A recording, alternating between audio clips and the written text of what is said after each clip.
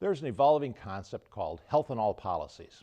This means that the creation, protection, maintenance, and improvement of health doesn't just reside in the healthcare or public health sectors.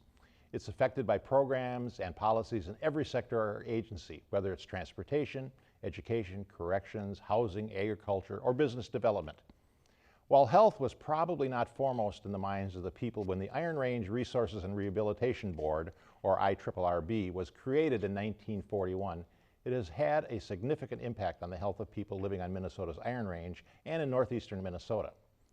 Since the resources for the IRRRB come from the mining industry, most people probably assume that the health impacts I'm talking about are the medical conditions related to mining. Actually, the greatest health impacts of the IRRRB in the areas of economic, community, and workforce development, things that impact health even more than medical care. This is an example of health in all policies. Given its broad impact on the health of people in northeastern Minnesota and throughout our state, we'll be talking about the Iron Range Resources and Rehabilitation Board on today's episode of A Public Health Journal. Please stay tuned. Welcome to A Public Health Journal, a program that explores public health issues facing our society today and tomorrow. The host of the show is Dr. Ed Ellinger, Commissioner of Health for the state of Minnesota. A Public Health Journal is sponsored by the Minnesota Department of Health and the Hennepin County Human Services and Public Health Department, all working together towards the goal of healthy people living in healthy communities. Welcome to A Public Health Journal. Income is the greatest predictor of health. As one's income increases, the chances of being healthy increase. One major component of income for most people is having a job. And having a job is impacted by the economic conditions in the community and the educational, training, and workforce development activities available to the people living in that community. The Iron Range Resources and Rehabilitation Board, or IRRRB, directly impacts those job-related activities on Minnesota's Iron Range and in northeastern Minnesota. But it does a lot more than that. To talk about the activities of the IRRRB, I've invited Mark Phillips to join us on today's program. Mark is the commissioner of the IRRRB. He has over 25 years of leadership in development and finance, including launching new and creative programs for community and economic and real estate development and business financing. He previously also served as the Commissioner of DEED, the Minnesota Department of Employment and Economic Development. Mark, welcome to our program. Thank you for having me. Yeah, I've been looking forward to this actually, because IRRRB is one of those unique creatures that I don't see anyplace else. I may be mistaken about that.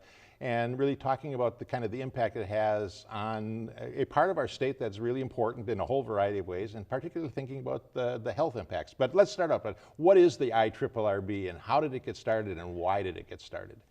Well, the idea was generated really by a local junior chamber of commerce, and then it was embraced by then Governor Harold Stassen, the famous boy governor of Minnesota. And it was advanced, and in the early years, they captured a portion of the mineral taxes, and the statute, the part that I can recite, I guess, from memory is it said you will use the funds to develop the remaining resources. So it's an extractive industry, so we need to take some of this money, capture a portion of the revenue, and develop the rest of the resources in the area. And they even mentioned some, they said to include but not be limited to tourism and things like that. So this started in 1941, and what was the impetus for that? What was the need at the time that they saw that you needed to do something different? Well, I think even back then they saw that it's not a renewable resource, so I think they saw that we needed to diversify the economy. You couldn't be dependent just on that. And they were mining hematite, which was a very limited, it was dug out of the ground and put into a blast furnace. And then technology has allowed them to use lower grades ores and beneficiate it, and then really the agency's revenues and activities really blossomed after the Taconite Amendment. I think it was 1964, but really in the 70s, the revenues of the agency increased and they developed more and more programs. And even to this day, it's pretty substantial amount of money that we invest back into the communities, the workforce, and into local businesses. So this has been around for 75 years or so. Soon, very soon. Very soon. And how has it been received by the people on the Iron Range? Well, I think there's a little bit of sense of ownership of it, because these taxes are, and this is a confusing issue, these taxes are not state taxes, they are paid in lieu of local property taxes. So that's the only industry that I know of Minnesota that's exempted from property taxes. That's what the taconite amendment was about. And they pay a production tax. And that tax goes to all the normal distributions. Property taxes go to the communities and counties and school districts. But because it's legislated rather than levied, there's a amount left over. And they specifically in statute direct that in a couple of different ways into this agency for these purposes I just talked about. Yeah. So what's the mission of IRRRB? I will have to read it. Our mission is to promote and invest business, community, workforce development for the betterment of northeastern Minnesota. When you talk northeastern Minnesota, the Arrowhead and the Iron Range?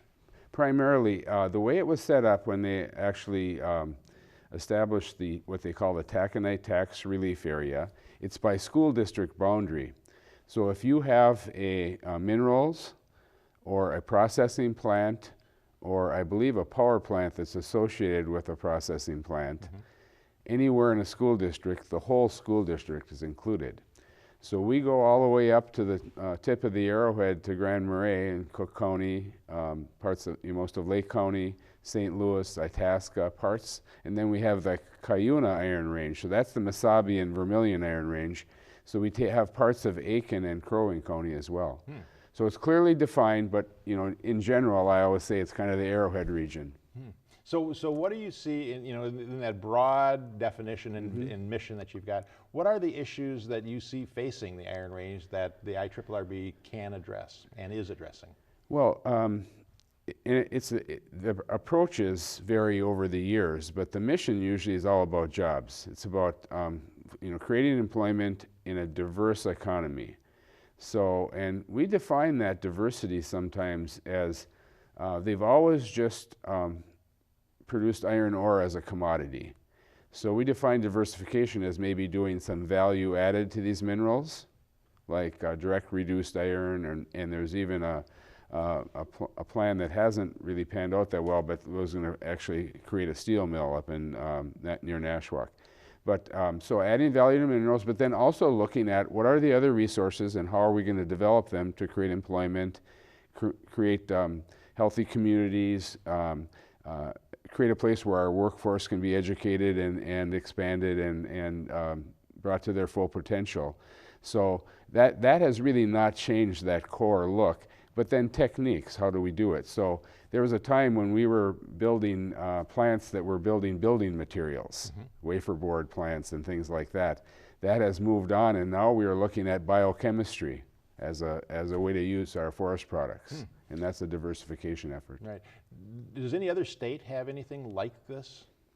We haven't found anything just like this. And it's a state agency. It was set up that way by statute, but again, we don't use state funds per se, and that becomes a little bit dicey sometimes when people from some other geography think that, what's this going on up here, the state money going into this or that, or, we own a recreational area, and they find that sometimes unusual for the state to be in that business. But yeah, there's always political issues, and we won't get into those. Okay, I just want to stick on to what you're actually doing and its impact on health. And I want to get into some of those specific things, but first we need to take a little break. Thanks. We'll be back right after this message.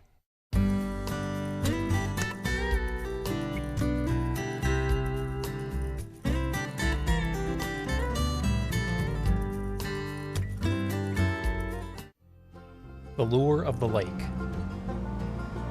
The whispering wind through the pines. Being a citizen of a healthy community. Receiving a first-class education close to home. And a range of jobs that can support a family. Northeastern Minnesota is home to all of this. Home to you. Home to us. The Iron Range. A great place to live, work, and play. The IRRRB invites you to visit the Iron Range.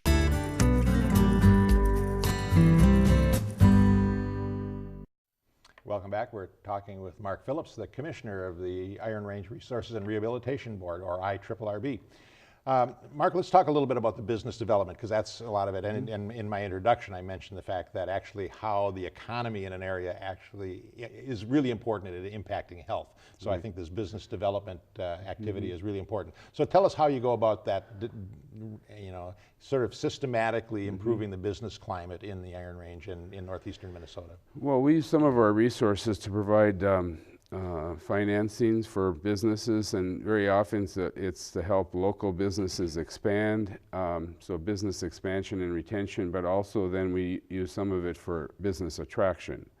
So we look for opportunities where maybe a company's growing and they're looking to expand in a location where they can find a educated workforce. So we're out there in kind of the business recruitment trail, and then we follow that up with a certain degree of financing.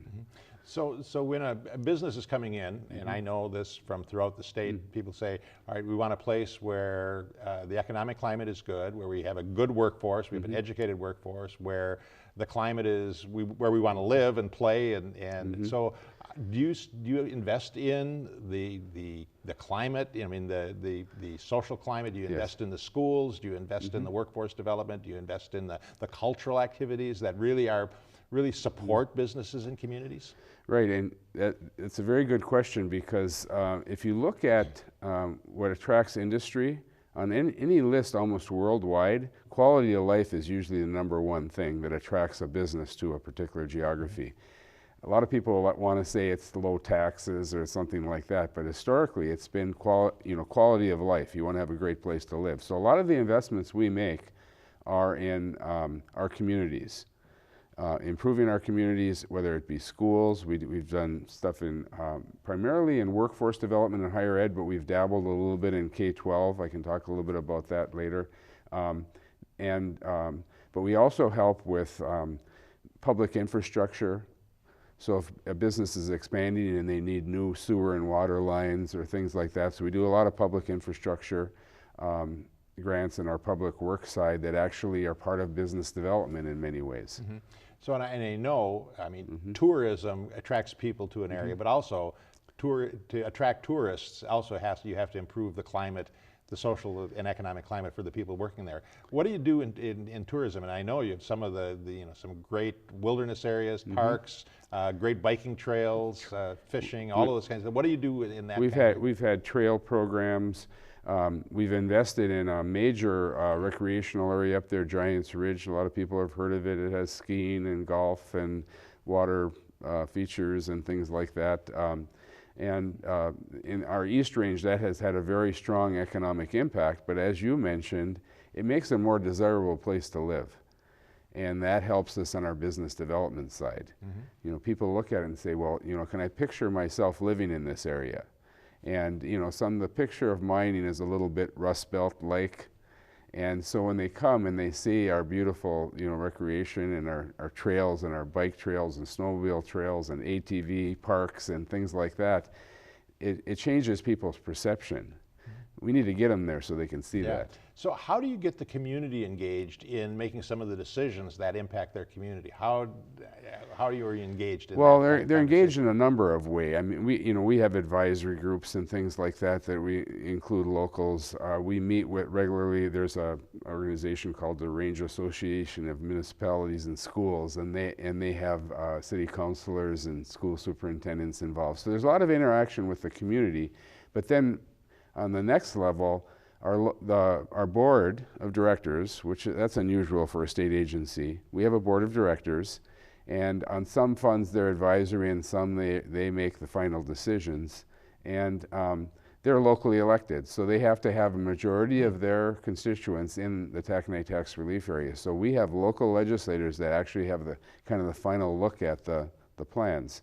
Commissioner's role is more setting the agenda, developing programs, doing I call it the underwriting or the due diligence on different investments, but we get final approval through that board of directors. How many members are on the board?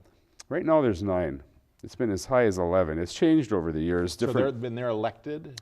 Well, they're elected, they're elected state senators and representatives. Okay. So they're elected officials that then by statute are on the board. Yes, by the makeup of their constituents. And then I think there's some interaction with the leadership in the House and Senate. Okay. And then as commissioner, what kind of power do you have to kind of shape the agenda of the IRRRB? Well, under the statute, it's actually quite broad. And it actually states that if I see distress or opportunity, I can take action and use the resources at my disposal. The statute's been amended over the years that, so I get advice from the board on some of the funding that the agency receives, and then some they are the final say. So it's not the commissioner has all-encompassing power, but you do have the power to set the agenda and go out and look for opportunities to invest and things like that. Prior to your being invited to the show on a public health journal, had you thought about IRRRB as a health agency? Not really, but I do. When I was invited on the show, and then I looked and I thought about our investments in public infrastructure for clean water, particularly both on the clean water side and on the wastewater side, and then the infrastructure we've put into our healthcare facilities on the Iron Range. We have wonderful healthcare, so we provided funding for hospitals and clinics and assisted living facilities, and so I started thinking deeply, and I realized how much impact we do have on the health, and then healthy communities, the tourism, the trails, and get people. It's been unprecedented that this mountain biking and fat tire biking has really come back so strong, and that's a healthy activity. Right. And you support the schools, where education is income is probably the first thing that impacts health, and education is the second most important thing, and it's all in a community context. So you really hit the trifecta related to my view of how you create health. In our interaction with, particularly with higher ed, is workforce development, but we start in the K-12. We have something called the Applied Learning Institute, where we help 11th and 12th graders in curriculum that it ladders them seamlessly into the vocational programs that MNSCU offers. Right. So, we're helping the workforce right from the K-12 on up. Right, and I actually want to spend a little bit of time talking about workforce development, because that's a huge issue. Yes. But first we'll need to take another break. Thanks. We'll be back right after this message.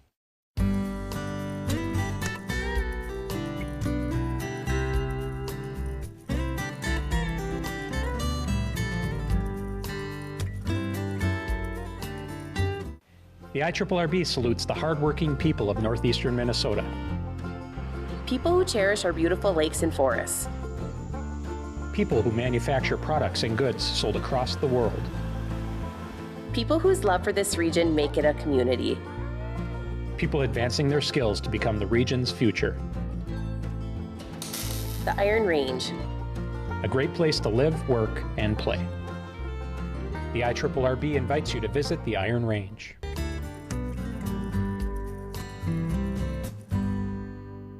Welcome back. We're talking about the Iron Range Resources and Rehabilitation Board with Mark Phillips, the Commissioner of the IRRRB. Mark, I want to take this last segment. Education has been a huge topic in Minnesota, and workforce development. If we're going to be a healthy state, if we're going to be an economically prosperous state and everybody can thrive, we need good workforce. What is, and the Iron Range has, and northeastern Minnesota has been one where we've struggled in terms of workforce development. Tell us what the IRRRB is doing in this whole area, from K-12, post-secondary, and other kinds of on-the-job kind of training activities. Well, I mentioned one of our premier programs is our Applied Learning Institute. So throughout our region, our Tech Tax Relief area, we invest with K-12 programs, particularly 10th through 12th graders. So they can take curriculum that kind of ladders seamlessly into the Minnesota College and University System's vocational programs. So they're hitting the ground running, kind of, so to speak, when they get into the higher ed. And then we've also worked with the Northeast Higher Education District, and that's a cluster of the MNSCU campuses in our region, and they have their own education district. And we have worked with them on developing programs that allow students to get, we don't have a 4-year institution, but allows them to get a 4-year degree without leaving the region. So we started, one of the programs we're most proud of is Iron Range Engineering. So it's an experience-based engineering program. It's delivered through Mankato State University, believe it or not, but you can take it in Itasca Community College and Mesaba Community College in Virginia, and you can be there and get your 4-year bachelor's degree in engineering. And then we've also worked with University of Minnesota Duluth on a master's in engineering that you can take locally up on the Iron Range. Mm-hmm. And it sounds like you actually have some real hands-on, almost apprenticeship kind of learning that's going on with these kinds of activities. So these students in Iron Range Engineering, what makes it different, and it really attracts students, our enrollment, as the word of mouth is getting out of the way you learn, by the time you're into your later part of the program, you're on a team that's actually working with a local company on solving a real problem. And that's part of your training is, here's an engineering issue that has to be resolved, and your team is resolving it. Mm-hmm. And that's, you can't, there's no substitute for that kind of experience. And what's happening is a lot of the companies, so I was up in War Road, which isn't in the Taconite Tax Relief area last week with a bunch of commissioners visiting Marvin Windows, and they brought up in their presentation to us the Iron Range Engineering Program. So that was like a validation of the effectiveness of it. Yeah, well, that raises the question, how do you evaluate how well you're doing? You know, what are the successes? Because we talked about there's some politics involved, and you have to be able to demonstrate this is a good investment. And yes. How do you do that? Well, that's obviously one, is feedback. We're constantly reviewing, especially our education programs, to make sure they're meeting the needs that they were intended. And we're trying to develop, use our money for innovation. So we're hoping at Iron Range Engineering over time, the enrollment has been increasing, but it'll get to the point where we don't need to supplement it at all. We're going to continue to support it. Right now, we're supporting its growth, but eventually, and then recently we're developing a curriculum at Itasca on this biochemistry. And as that industry develops in our region, we'll be developing workforce simultaneously. And then we just funded a simulation lab for nursing in Hibbing. And so we're starting to offer, again through Mankato, you can get 4-year RN training locally, and they are going to have the type of simulation facilities that I think aren't available just everywhere, that will help enhance that program, much like the experience-based learning is helping Iron Range Engineering. So, it's interesting that in the United States we talk really more into a service economy, into an information economy, and yet the Iron Range has been really an industry kind of. How do you see the changes in our economy affecting the Iron Range, and what are the things that you see are the issues that you're going to have to be addressing in the next 10 to 20 years? Broadband, connectivity is an area, and it's not a simple problem because hitting the rural areas is quite expensive. It's almost like when they brought electricity to the rural to the farm. It's a governmental function almost to get. So we're putting resources in broadband right now, and it's going to be a long pull to get it everywhere. But now we have some of the with the state broadband fund matched with some IRRRB resources, matched with some of the bigger providers. We're coming up with almost a formula that's kind of working. So we see that. So then some of our business development is because we have technology. So some of our most diverse business development things have been the expansion of Blue Cross Blue Shield into our area. They're right in the process of adding 100 jobs in their processing center in Virginia. And then we just did a major remodel and another significant employment increase with Delta Airlines as a reservation center. And these are very diverse jobs from our usual natural resource base. We've been taconite, timber, and tourism for a number of generations. So we're going to add another T, maybe technology. Get some technology jobs involved in the equation. Most people don't realize that broadband access is actually a huge health issue, that communities that are well connected at IT are healthier communities for a whole variety of reasons. And now, taconite or the minerals, been mined for, hundreds of years. They're going to run out? And what's the long-range planning for the most kind mine of resources? Most mine plans, the companies themselves look out 25 years and sometimes longer. But when significant investments, I know Esser out of India is investing over in Nashwauk in the former Butler Taconay properties. And when I was the last visit there, they said they're putting about almost $2 billion in new plant in. And they said, we're counting on more than 100 years of ore there. Okay. And then, we are sitting on, it's quite controversial, we're sitting on one of the largest undeveloped deposits of copper, nickel, and other rare metals, especially these rare earth metals that there are very, if any, produced in the U.S. We almost import all of them.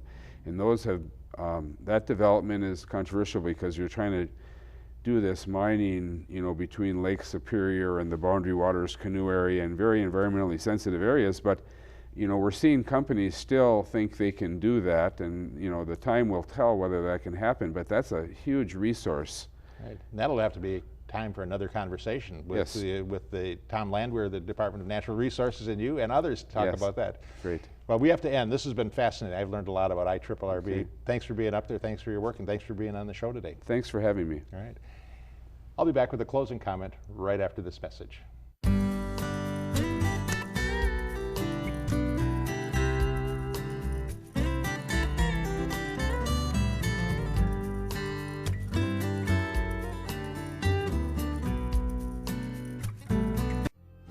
The lure of the lake. The whispering wind through the pines. Being a citizen of a healthy community. Receiving a first-class education close to home. And a range of jobs that can support a family. Northeastern Minnesota is home to all of this. Home to you. Home to us. The Iron Range. A great place to live, work, and play. The IRRRB invites you to visit the Iron Range.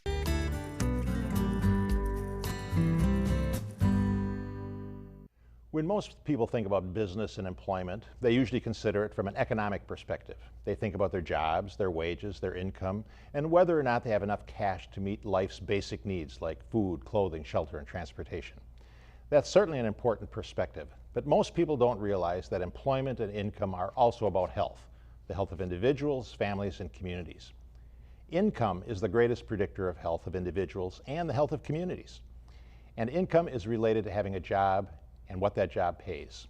States that have a strong economy, low levels of unemployment, and good wages are also the healthiest. Minnesota is a great example of this, a healthy state with a healthy economy. But that didn't happen by accident. It got that way through some forward-thinking public policies and a variety of strategic public and private investments.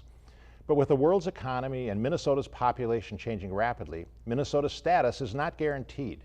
To retain its position, Minnesota will need to be creative and innovative in its policies and investments in employment and economic opportunities.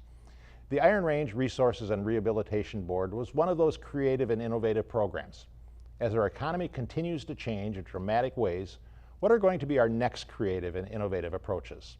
That's a question for all of us, because the answer will affect all of us. That's all for today. Thanks for watching. I hope you can join us again next time on A Public Health Journal.